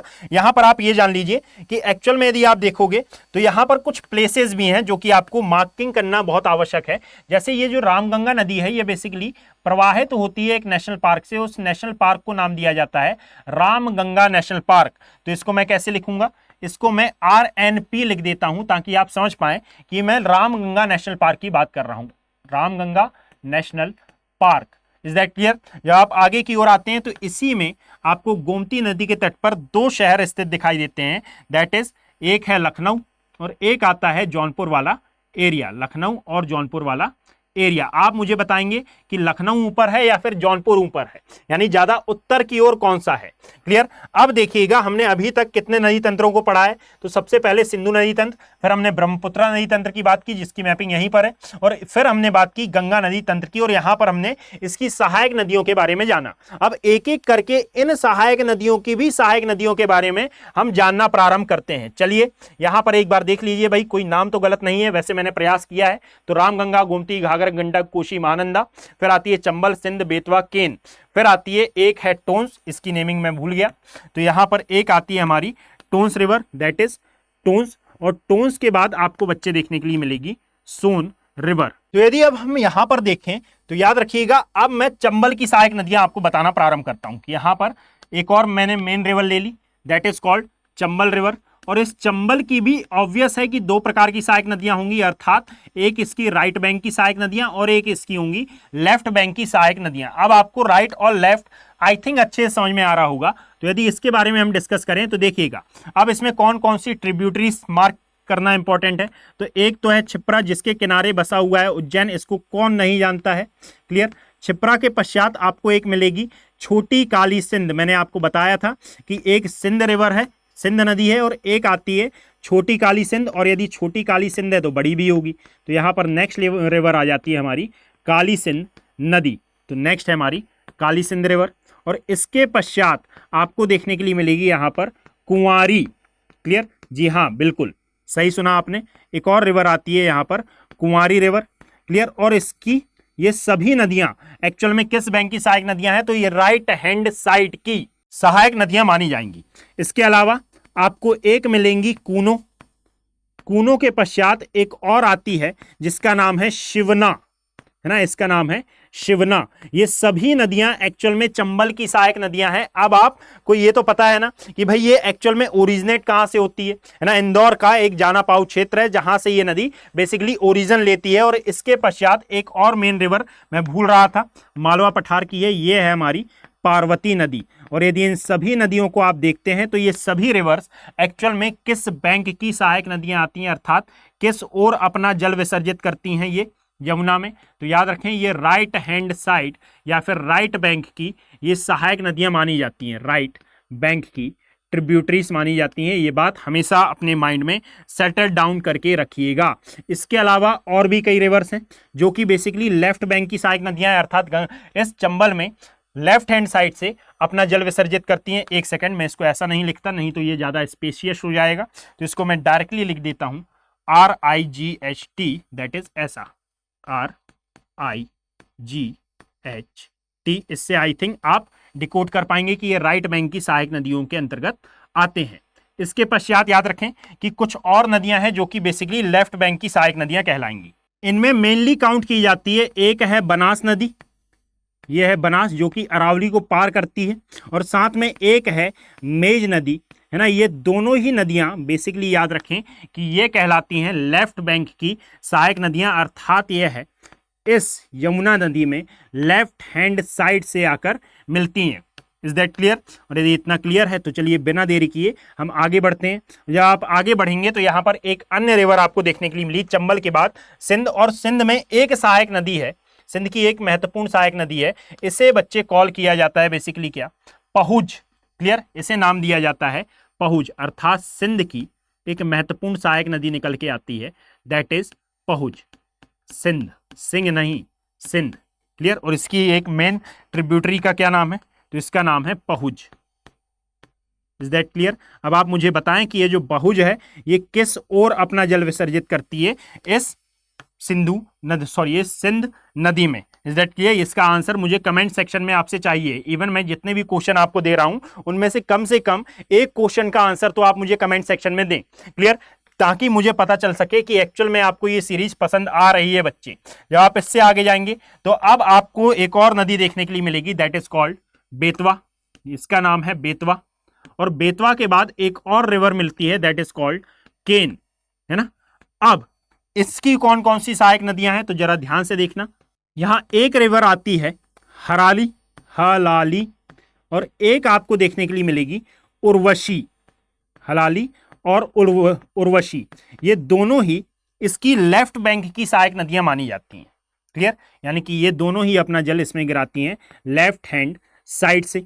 पश्चात इसके दो और नाम आप देख लें यहां पर, एक आता है यहां पर धसान, एक आपको देखने के लिए मिलेगी धसान, और धसान के पश्चात एक मिलती है बीना, धसान बीना। पश्चात एक मिलती है जिसका नाम है जामिनी, जामुनी नहीं जामिनी, और ये अपना जल कहां पर विसर्जित करती है, तो याद रखें ये राइट बैंक की सहायक नदियों में या फिर ये राइट बैंक की ट्रिब्यूटरीज में गिनी जाती हैं। दैट इज मैंने यहां पर लिख दिया है right tributaries. Is that clear, यानी कि इसका मतलब ये दाहिने ओर से मिलती हैं किसमें, इस बेतवा नदी में। यानी कि अब देखें हमने इस गंगा नदी तंत्र में जो मेन रिवर्स थी इनकी सहायक नदियों के बारे में भी डिस्कशन किया, और अब मुझे लगता है कि इसके आसपास आप पहुंच गए होंगे, आपको अंडरस्टैंडिंग होने लगी होगी कि एक्चुअल में हमारा ऑर्डर किस हिसाब से चल रहा है। सबसे पहले हमने हिमालयन नदियों के बारे में समझा, फिर हमने सिंधु नदी तंत्र के बारे में समझा, सिंधु के बाद ब्रह्मपुत्रा, ब्रह्मपुत्रा के बाद गंगा, गंगा के बाद गंगा की ट्रिब्यूटरीज की भी ट्रिब्यूटरीज के बारे में हमने समझा। अब यहां से हम आगे बढ़ते हैं और अब हम जंप करेंगे एक्चुअल में कहां पर, प्रायद्वीपीय भारत की नदियों पर। उससे पूर्व मैं आपको एक बात बता दूं कि इसको मैं थोड़ा सा सेट कर देता हूं, कारण यह है कि हमारे पास स्पेस हो जाएगी, और यदि मैं इसको सेट कर देता हूं तो ये कुछ इस प्रकार से मैं यहां ले आया, और पश्चात इसको भी उठाकर, केन की इतनी कोई सहायक नदियां इंपॉर्टेंट है नहीं, दैट इज वाई मैंने यहां पर लिखा नहीं है, यानी कि फालतू का डेटा कोई देने से मतलब नहीं है भाई, एक आध निकल भी आएगी तो वो फालतू का ही डेटा कहलाएगा मेरी नजरों में। तो यहां पर जो पूछा जाता है उसके बारे में मैं यहां पर डिस्कस कर रहा हूं, दैट इज वाई मैं यहां स्पेस भरने पर ध्यान नहीं दूंगा। परंतु हाँ, ये बात श्योर है कि नदियों की संख्या 100+ हो जाएगी, इतनी मेरी गारंटी है ना। अर्थात इस वीडियो में मैं आपको 100 से अधिक नदियां काउंट करा दूंगा। क्लियर। अब एक मैप आप अपने माइंड में सेटल डाउन कर लें अपने समझने के लिए कि भाई जब हम डिस्कस कर रहे थे एक्चुअल में किसे, तो जब हमारा डिस्कशन था एक्चुअल में इस कच्छ के मैदान को लेकर या फिर काठियावाड़ के मैदान को लेकर, तो मैंने आपके सामने एक मैप प्लॉट किया था, दैट इज कुछ इस प्रकार से वो मैप था। और यदि इस मैप को हम समझें तो ये कहाँ का है, तो आई थिंक आप बेटर तरीके से समझ पा रहे होंगे कि भाई यहां पर एक भाग में आपको दिखाई देता है क्या, एक भाग में आपको दिखाई देती है, दैट इज ये है हमारी कच्छ की खाड़ी, गल्फ ऑफ कच्छ से कहा जाता है। और जब आप दक्षिणी भाग का अध्ययन करते हैं तो यहां पर आपको एक्चुअल में नजर आती है एक और खाड़ी जिसे खंबात की खाड़ी नाम दिया जाता है। अब यहाँ पर कुछ इंपॉर्टेंट प्लेस भी हैं, जैसे कि खंबात नामक यहाँ पर एक कस्बा है ना, कहाँ पर पड़ेगा ये, तो इस एरिया में आपको ये कस्बा दिखाई देगा। इसके पीछे आपको आनंद का केंद्र देखने के लिए मिलेगा, क्लियर, यानी कि अमूल देखने के लिए मिलेगा, और यहाँ पर आनंद देखने के लिए मिलेगा जो कि अमूल का केंद्र है। सॉरी मेरी जुबान लड़खड़ा गई। यहाँ पर जब आप आएंगे तो ये है द्वारिका, द्वारिका से नीचे यहाँ पर आपको दिखाई देता है दैट इज पोरबंदर वाला एरिया, पोरबंदर से जब आप नीचे की ओर आते हैं तो दैट इज दीव, यहाँ पर आपको दिखाई देता है दैट इज भरूच, और भरूच से नीचे आपको नजर आएगा क्या, यह है सूरत वाला क्षेत्र। अब मैं इन सब की नेमिंग भी कर देता हूँ, यानी कि शॉर्ट फॉर्म में यहाँ पर यदि मैं नोट डाउन कर दूँ तो यह है हमारा द्वारिका वाला क्षेत्र। द्वारिका के पश्चात यहाँ पर है पोरबंदर वाला एरिया, यहाँ पर आपको दिखाई देता है DIU दीव, यहाँ पर आता है हमारा खंबात वाला क्षेत्र दैट इज आनंद जो कि अमूल का केंद्र माना जाता है। यहाँ पर आपको दिखाई देता है भरूच, इसी के पास अंकलेश्वर है जहाँ पर नर्मदा नदी अपना मुहाना बनाती है, और यह है सूरत जहाँ पर ताप्ती नदी या तापी नदी इसे कहा जाता है अपना मुहाना बनाती है। और यदि यहाँ पर रिवर्स की हम बात कर रहे हैं तो याद रखना कि ऊपर से दो रिवर आती हैं, ऊपर से दो रिवर आती हैं जो कि बेसिकली खंबात की खाड़ी में अपना जल विसर्जित करती हैं, और इन दो रिवर का नाम है, एक है साबरमती और एक आती है माही। और इनमें से जो माही है ये एक्चुअल में कर्क रेखा को 2 बार काटती है। यदि कर्क रेखा कुछ इस प्रकार से गुजर रही है, गुजारता नहीं हूं मैं, वहां पर डायरेक्टली नोट डाउन कर देता हूं कि ये जो माही रिवर है यह कर्क रेखा को 2 बार काटने वाली नदी है, माही नदी।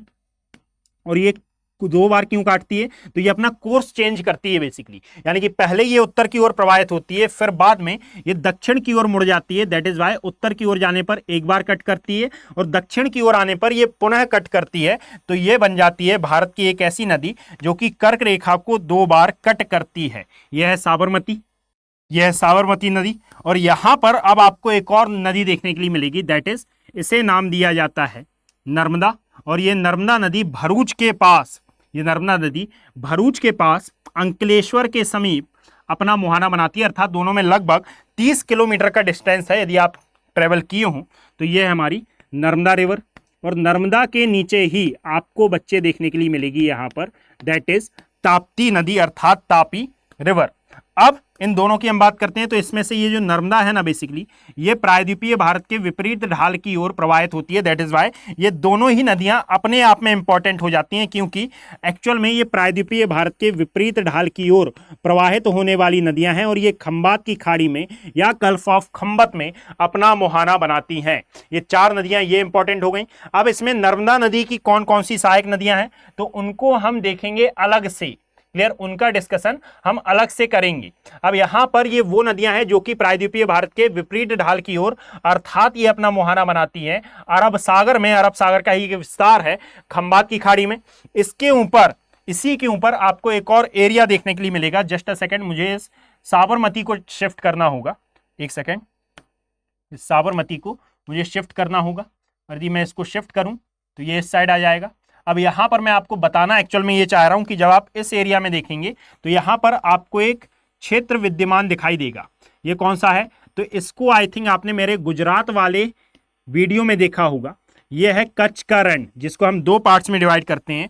एक आता है ग्रेट कच्छ रण और एक आता है लिटिल कच्छ रण। इनमें से जो ग्रेट कच्छ रण है यहाँ पर अपना मुहाना बनाती है भारत की एकमात्र अंतःस्थलीय नदी। और ये अंतःस्थलीय नदी कौन सी है जो कि अरावली पर्वत के समीप से प्रवाहित होती है, और ये निकलती है बेसिकली अजमेर के समीप श्री माधोपुर से, और इसका नाम है Luni river. That is Luni river. ये भारत की एकमात्र अंतःस्थलीय नदी है। सामर झील से ये गुजरती है, और सामर झील से गुजरने के कारण इसको कई बार खारे पानी की नदी भी काउंट कर लिया जाता है, परंतु एक्चुअल में ये खारे पानी की नदी है नहीं। अब इसके नीचे से हमारा प्रायद्वीपीय भारत अर्थात कर्नाटका, महाराष्ट्र, गोवा, कर्नाटका, केरला वाला एरिया चालू हो जाता है। और यदि अब इसके आगे हम बात करें तो देखिएगा अब डिस्कशन आता है उन नदियों का जिन्हें काउंट किया जाता है पेनिनसुलर इंडिया में। इसके लिए मैं आपके सामने एक मैप यहाँ पर प्लॉट करता हूँ। दैट इज ये है कच्छ की खाड़ी वाला एरिया। इसको मैं थोड़ा सा पतला कर लेता हूँ भाई, है ना। तो यहाँ पर आपको दिखाई देगा दैट इज कच्छ की खाड़ी वाला एरिया। कच्छ की खाड़ी से जब आप नीचे की ओर आते हैं तो ये है हमारा काठियावाड़ प्लेट्यू, और यहाँ से जब आप नीचे की ओर आएंगे तो अब आपको दिखाई देगा पूर्वी तटीय और पश्चिमी तटीय क्षेत्र। और यदि हम यहाँ से आगे चले जाते हैं तो ये है हमारा एक पूरा पूरा पेनिनसुलर इंडिया का मोटे मोटे आधार पर डायग्राम। क्लियर। अब इसको मैं ऊपर से पैक नहीं करूंगा, कारण यह है कि मुझे और रिवर्स के बारे में बताना है। तो सबसे पहले यदि हम देखें तो यहां पर, एक सेकेंड, सबसे पहले यदि हम देखते हैं तो यहां पर मैंने आपके साथ एक रिवर साझा की थी जो कि वास्तविकता में गंगा की ही धारा थी, और इसको नाम दिया जा रहा था हुगली। इसी के तट पर आपको 2 द्वीप दिखाई देते हैं, एक है गंगा सागर और एक आता है न्यूमोर द्वीप, और इसकी एक सहायक नदी थी, दैट इज इसे कॉल किया जाता है ये हमारी दामोदर नदी। अब इसके नीचे कौन कौन सी रिवर्स हैं तो देखिएगा, सबसे पहले आपको देखने के लिए मिलती है दैट इज यह स्वर्ण रेखा। और स्वर्ण रेखा का नाम वास्तविकता में स्वर्ण रेखा इसलिए है क्योंकि ऐसा कहा जाता है कि इसमें वास्तविकता में गोल्ड के पार्टिकल्स मौजूद हैं। स्वर्ण रेखा के नीचे वैतरणी जो कि क्योझर पठार से उद्गम लेती है, वैतरणी के बाद ब्राह्मणी। और याद रखिएगा कि ये तीनों ही रिवर्स एक्चुअल में किस भाग से निकलती हैं तो ये तीनों ही छोटा नागपुर प्लेट्यू से ओरिजिन लेती हैं और वहां पर ये प्रवाहित होती हैं। तो सबसे ऊपर स्वर्णरेखा, वैतरणी, ब्राह्मणी, फिर आती है महानदी जो कि दंडकारण्य पठार की मेन रिवर है, और इसी के कारण बस्तर पठार को हम कहते हैं धान का कटोरा। क्लियर। महानदी के बाद यहाँ पर 2 छोटी छोटी रिवर्स आएंगी, एक है दाया और एक आती है ऋषि कुल्या। और ये जो दाया नदी है ये वास्तविकता में संबंधित है अशोक के कलिंग युद्ध से, यानी कि आपने सुना होगा कि एक युद्ध के पश्चात अशोक का हृदय परिवर्तन हुआ और उसने अपने दम की स्थापना की। तो ये कौन सी नदी है, ये इसी नदी का वर्णन मिलता है, अर्थात दैट इज दाया रिवर। यहां पर आपको दिखाई देता है पश्चिमी घाट पर्वत के समीप, यह है नासिक वाला एरिया। और नासिक के पास आपको एक नदी एक पहाड़ी आपको देखने के लिए मिलती है, दैट इज त्र्यंबक पहाड़ी या फिर त्र्यंबकेश्वर पहाड़ी इसे नाम दिया जाता है। यहां से एक रिवर का ओरिजिन होता है और ये आंध्र प्रदेश में जाकर अपना मुहाना बनाती है, और इसे कॉल किया जाता है बेसिकली क्या बच्चे, तो इसे कहा जाता है गोदावरी नदी। फिर यहां पर आपको एक और पहाड़ी देखने के लिए मिलेगी। अब ये पहाड़ी कौन सी है जहां से एक्चुअल में कृष्णा रिवर का उद्गम होता है, ये आप मुझे कमेंट सेक्शन में बताएं। क्लियर, यहां से एक और रिवर निकलती है जिसे कॉल किया जाता है कृष्णा, और ये कृष्णा और साथ में गोदावरी का डेल्टा मिलकर बनाते हैं भारत का सबसे बड़ा डेल्टा, या फिर प्रायद्वीपीय भारत का सबसे बड़ा डेल्टा। एक्चुअल में यदि आपसे पूछा जाए वर्ल्ड का सबसे बड़ा डेल्टा तो आपको पता है, परंतु यदि भारत का सबसे बड़ा डेल्टा पूछा जाए तो इसका आंसर सुंदरवन डेल्टा नहीं है, इसका आंसर है गोदावरी कृष्णा नदियों का डेल्टा। कारण यह है कि यहां पर गोदावरी और कृष्णा नदियों का डेल्टा पूर्णतः आपको भारत में स्थित देखने के लिए मिलेगा। Is that clear? अब यहां पर इन सभी नदियों के एक एक करके हम ट्रिब्यूटरीज के बारे में भी डिस्कशन करेंगे, परंतु उससे पहले हम इसको कंप्लीट करते हैं। देखना, सबसे ऊपर आपको मिली दामोदर, दामोदर सहायक नदी है हुगली की, फिर स्वर्णरेखा, बैतरणी, ब्राह्मणी, महानदी, दाया, ऋषिकुल्या, गोदावरी, कृष्णा, फिर यहां पर आपको दिखाई देती है एक अन्य नदी जिसे कॉल किया जाता है पेन्नेरू। पेन्नेरू के बाद आपको नजर आती है यहां पर ब्रह्मगिरी पहाड़ी से उद्गम लेने वाली, दैट इज कावेरी नदी, और कावेरी के बाद एक दिखती है आपको वेंगई, और एक दिखती है भारत की सबसे दक्षिणतम नदी, southern most river of India, जो कि कन्याकुमारी में प्रवाहित होती है, यह है हमारी पहराली, इसको नाम दिया जाता है पहराली। अब मैं एक बार इनकी नेमिंग कर देता हूं, तो देखिएगा सबसे ऊपर आपको देखने के लिए मिली, यानी कि स्वर्णरेखा, बैतरणी, ब्राह्मणी, महानदी, दाया, ऋषिकुल्या, गोदावरी, कृष्णा, पेन्नेरू, कावेरी, वेंगई और पहराली। आई रिपीट, स्वर्णरेखा, बैतरणी, ब्राह्मणी, महानदी, दाया, ऋषिकुल्या, गोदावरी, कृष्णा, पेन्नेरू, कावेरी, वेंगई और पहराली। ये एक बार क्वेश्चन भी पूछा गया था कि निम्न में से कावेरी नदी की सहायक नदी कौन सी नहीं है। आप याद रखिएगा, उसमें एक ऑप्शन था वेंगई। यदि आपने कॉन्सेप्चुअली पढ़ा होगा तो वह क्वेश्चन आप गलत नहीं करेंगे। यहां पर वेंगई अलग है, वेंगई ये है और कावेरी ये है। क्लियर, इन दोनों का उद्गम क्षेत्र भी अलग है, ये दोनों में से ये दोनों ही एक दूसरे से नहीं मिलती हैं, अर्थात यहां पर ये कोई भी सहायक नदी का फंडा यहां पर निकल के नहीं आता है। एक और बात याद रखें कि एक्चुअल में जो बंगाल की खाड़ी सागर में जल विसर्जित कर रही हैं अपना नदियां, वे डेल्टा का निर्माण करेंगी, मैंने स्टार्टिंग में बताया था, और यहां पर अरब सागर में गिरने वाली नदियां करती हैं एक्चुअल में एस्चुरी का फॉर्मेशन। अब मैं इनकी नेमिंग कर देता हूं, आप 5 मिनट वेट करें। ये हो गई बच्चे इसकी नेमिंग कंप्लीट। और यदि अब आप देखेंगे तो अब आपको आई थिंक ये ऑर्डर अच्छे से याद हो रहा होगा। मैंने इसको 3 बार रिपीट कर दिया है। आई रिपीट अगेन 4 टाइम, यानी कि यहां पर अब मैं चौथी बार रिपीट करने जा रहा हूं। स्वर्णरेखा, बैतरणी, ब्राह्मणी, महानदी, दाया, ऋषिकुल्या, क्लियर, गोदावरी, कृष्णा, गोदावरी, कृष्णा, पेन्नेरू, कावेरी और वेंगई, ये इनका ऑर्डर आता है। और यहां पर जो इंपॉर्टेंट प्लेसेस हैं उनको भी मैं मार्क कर देता हूं, जैसे कि एक हो गई नासिर, इसके बारे में आप मुझे बताएंगे। यहां पर आई ब्रह्मगिरी, यानी कि दिया हुआ होमवर्क मैं नहीं भूलता हूं, इसके बारे में आप मुझे बताएंगे। Is that clear? अब देखिएगा कि यहां ऊपर की ओर हमने 4 नदियां देखी थी। एक है साबरमती, एक आती है हमारी माही जो कि कर्क रेखा को 2 बार काटती है, एक आती है नर्मदा जो कि अमरकंटक पहाड़ी से निकलती है और अंकलेश्वर में अपना मुहाना बनाती है, एक आती है ताप्ती नदी जो कि सूरत के समीप अपना मुहाना बनाती है। इसके पश्चात गोवा में 2 नदियां हैं जिसका नाम है मांडवी और ज्वारी। फिर इसके बाद शरावती नदी है जो कि एक कर्नाटक में प्रवाहित होती है और ये एस्चुरी का निर्माण करेगी, बट ऑब्वियस है। यहाँ पर आती है पेरियार, भरतपूजा और पाम्बिया। क्लियर, ये इतनी रिवर्स हैं आपकी जो कि बेसिकली कहां अपना जल विसर्जित करती हैं, अरब सागर वाले एरिया में, अर्थात यहां पर गोवा की आ जाती है मांडवी और ज्वारी। जस्ट अ सेकेंड, यहां पर गोवा की आपको देखने के लिए मिलेगी मांडवी और ज्वारी नदियां। फिर आती है कर्नाटक की शरावती नदी, और इसी शरावती नदी पर एक जलप्रपात भी स्थित है जिससे इस बार एग्जाम में एक क्वेश्चन पूछा गया था यूपीएससी में कि भाई जोंग जलप्रपात कहां पर है। क्लियर, और इसी जोंग जलप्रपात को एक और नाम से जाना जाता है जिसका नाम है गलसोप्पा। क्लियर, पेरियार, फिर मिलेगी केरला में पेरियार, पेरियार के पश्चात भरतपूजा, ये मेन रिवर मानी जाती हैं केरला की। क्लियर, पेरियार, भरतपूजा, फिर एक मिलेगी आपको पाम्बा, या फिर इसे ही बच्चे कॉल किया जाता है पाम्बिया। दोनों में कंफ्यूज होने की आवश्यकता नहीं है, दोनों एक ही रिवर के नाम है, पेरियार, भरतपूजा और ये पाम्बिया। ये 3 रिवर हैं केरला राज्य की। Is that clear? अब यहां पर एक बार हम पूरी रिवर्स को रिवाइज कर लेते हैं कि एक्चुअल में सबसे पहले हमने इंडस ड्रेनेज सिस्टम के बारे में समझा, इंडस के बाद ब्रह्मपुत्रा पर आए, ब्रह्मपुत्रा के पश्चात हमने गंगा के बारे में समझा, गंगा की सहायक नदियों को समझा, कच्छ के रण में अपना जल गिराने वाली और खंबात की खाड़ी में अपना जल गिराने वाली नदियों के बारे में समझा, और साथ में कच्छ के रण में अपना जल विसर्जित करने वाली नदियों के बारे में हमने समझा। इसके पश्चात हम प्रायद्वीपीय भारत की नदियों में आए, और प्रायद्वीपीय भारत की नदियों में हमने दो पार्ट्स निकाले, एक बंगाल की खाड़ी सागर में जल गिराने वाली और एक हमने लिया अरब सागर में अपना जल गिराने वाली नदियों को, और यहां पर मेन रिवर्स के बारे में हमने डिस्कशन किया।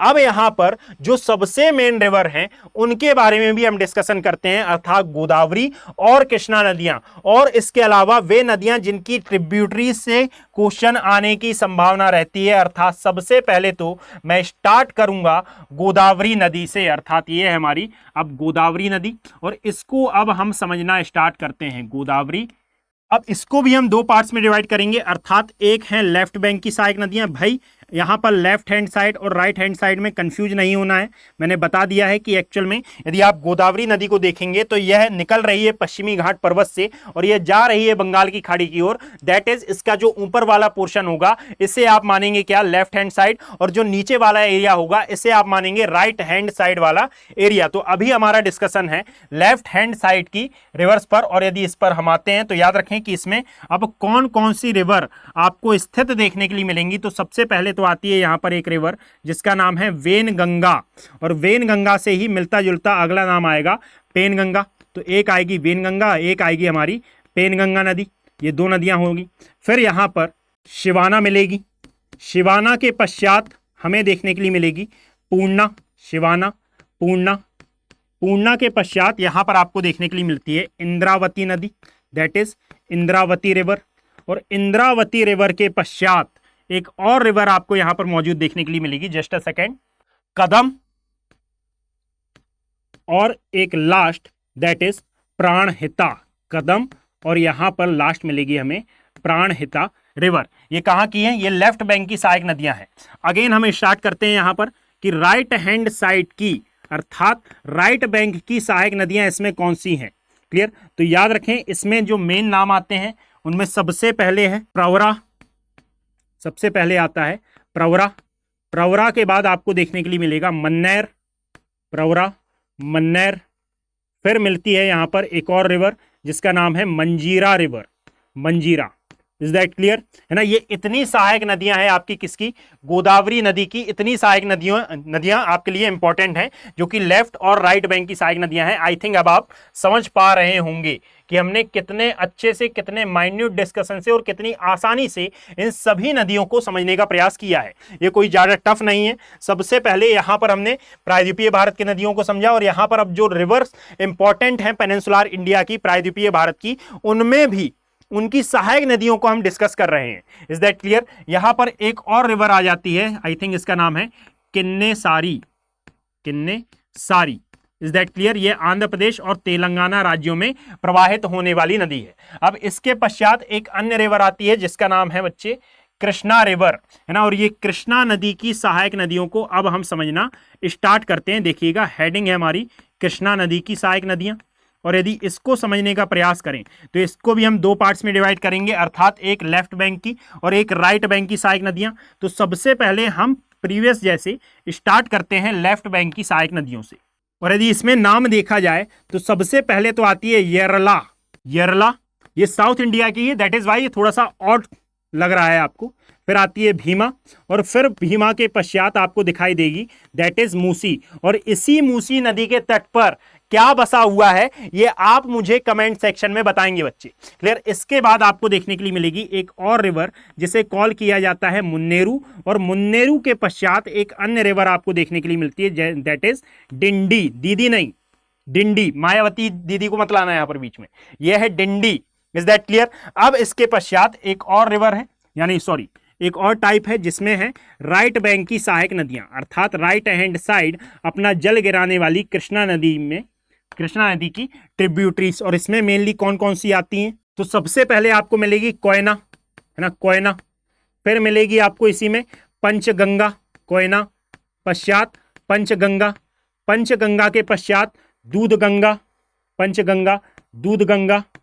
फिर घाट प्रवाह, घाट प्रभा, घाट प्रभा के पश्चात आपको देखने के लिए मिलेगी दैट इज माल प्रभा, माल प्रभा, और माल प्रभा के पश्चात आपको मिलती है तुंगभद्रा नदी, और ये तुंगभद्रा नदी दो धाराओं से मिलकर बनती है दैट इज तुंगा और भद्रा। अब याद रखें कि जब मैं आपको एक एक ड्रेनेज सिस्टम कराऊंगा तो वहां पर मैं इन सभी रिवर्स के बारे में बताऊंगा और साथ में यह भी बताऊंगा कि इनमें लोकेशन कौन कौन सी इंपॉर्टेंट है। और यहां पर अब मैं आपको बता दूं कि एक पॉइंट शायद हमारा रह गया है, वेंगई के पश्चात ये लास्ट में आपको एक नदी मिलेगी जो कि बहुत ज्यादा इंपॉर्टेंट है, ये पूछी भी गई है, इसका नाम है पहराली। ये भारत की सदर्न मोस्ट रिवर मानी जाती है। अब नेट में सर्च मत करने लगना, कारण यह है कि नेट में सर्च करने पर आपको अलग अलग आंसर मिलते हैं। क्लियर, ये है पहराली। Is that clear? चलिए, तो यहां पर अब आप काउंट करिएगा कि ये कितनी रिवर्स हैं, और यहां पर ये सभी रिवर बच्चे बहुत ज्यादा इंपॉर्टेंट है, यानी कि यदि आप इनका माइन्यूट एनालिसिस करेंगे तो सभी रिवर्स में कुछ ना कुछ फैक्ट निकल के आते हैं, और ये सभी रिवर्स बेसिकली हमारे एग्जाम पॉइंट ऑफ व्यू के हिसाब से काफी इंपॉर्टेंट हो जाती हैं। तो यदि मान लीजिए आपको ये वीडियो पसंद आया हो, यहां पर मैंने लगभग 100 से ज्यादा रिवर, इवन ये 115 के आसपास हो गई होंगी, तो यदि मान लीजिए आपको मेरी मेहनत पसंद आ रही हो और आपको वाकई में लग रहा हो कि ये सीरीज आपके लिए काम की है, तो आप इसको इवन एक बार शेयर जरूर करें। शेयर करने से ज्यादा होगा कुछ नहीं, परंतु मुझे मोटिवेशन मिलेगा यदि इन सीरीज पर इंगेजमेंट बढ़ता है, ताकि मैं आगे और भी ऐसी कई सीरीज लाने का प्रयास कर सकूंगा। और यहां पर एक ही वीडियो के माध्यम से मैं आपको इतना सारा कंटेंट यदि प्रोवाइड करा रहा हूं, तो आई थिंक यूट्यूब पर ये अभी तक नहीं हुआ है। तो इन वीडियोस को अपना पॉजिटिव रिस्पॉन्स से भरें, अर्थात लाइक करें, कमेंट करें और ज्यादा से ज्यादा शेयर करने का प्रयास करें। धन्यवाद। हिंदी में यूपीएससी की तैयारी से संबंधित प्रोग्राम्स को देखने के लिए सब्सक्राइब करें स्टडी IQ IAS हिंदी।